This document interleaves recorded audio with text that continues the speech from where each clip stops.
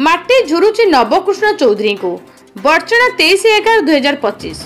पूर्वतन मुख्यमंत्री विरल जननायक नवकृष्ण चौधरी एकता जाजपुर बरी बर्चना अंचल विपन्न लोकमानक पाखरे पहुंची सेमानक सेवारे बड़ भाई गोपबंधु चौधरी मिसी कार्यकारी साधारण लोकंक प्रिय मनीष होइथिबारु ओ एही माटीरु ओडिशा विधानसभा को प्रतिनिधित्व करी साधारण लोकंक हृदय जिग्निथिबारु आज ए माटी झुरुची नवकृष्ण चौधरी स्मृति कमिटी बर्चना और नव प्रतिभा साहित्य संगठन बालीचंद्रपुर आनुकूल्य रे अनन्य जननायक विशिष्ट स्वाधीनता संग्रामी ओडिशार पूर्वतन मुख्यमंत्री तथा गांधीवादी नवकृष्ण चौधरी 124तम जयंती उत्सव बालीचंद्रपुर लियोविन सभाकक्ष परिसर रे स्मृति कमिटीर साधारण संपादक सांबादिक एकादशी सेठी संचालन में आज पूर्वाह्न 10टा घटिकार अनुष्ठित हो जाइछि।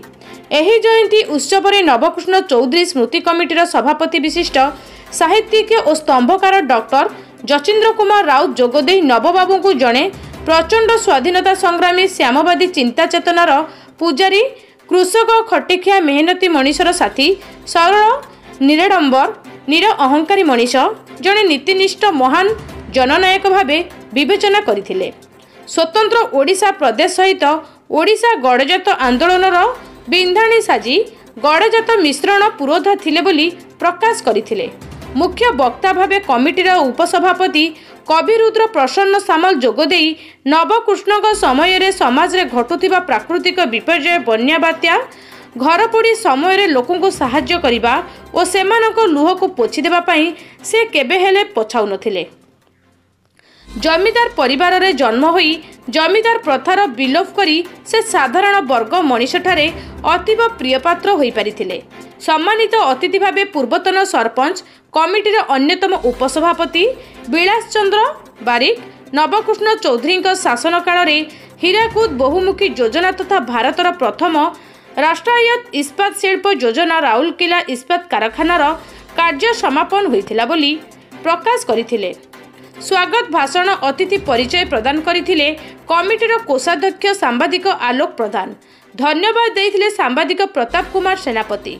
अन्यमानक मध्य डॉक्टर कृष्णचंद्र पात्र, रणजित साहू, सीतांशु शेखर साहू, धनेश्वर सिंह, सत्यव्रत सिंह प्रमुख जोगदे विरल जननायक नवकृष्ण चौधरी को भक्ति अर्घ्य अर्पण करथिले। प्रारंभ में वंदे उत्कल जननी गान करा जायथिला। बर्चनारू एकादशी सेठी का रिपोर्ट सूर्यास्त न्यूज। सब समय गोटे कथा बर्चना से कही जे आम ताकि गर्वित प्रकृत सी आमको गर्वित कर गोटे सौभाग्य देते सेपरी गोटे आदर्श रीतिवान मनीष जे कि राजनीति करुवा समय चीफ मिनिस्टर जिते हेले 52 ରୁ 56 एवं 56 चीफ मिनिस्टरशिप जिते छाड़िया बाहर सेतबे नेहरू तांको अनुरोध करते जे आपण ए आसन पद परित्याग करंतु ना, किंतु से तांको कथा को पालन करि पारि नथिले एवं मन दुख करी चिठीटी मध्ये लिखिथिले। तेणु तांकर आदर्श निश्चित भाव अनन्य से जहाँ करुले मन प्राण दे गोटे सामग्रिक उन्नति सर्वदा चेष्टा करते केवल गोटे अंचल सारा ओडिशा केमिति विकसित हम से स्वप्न देखुले।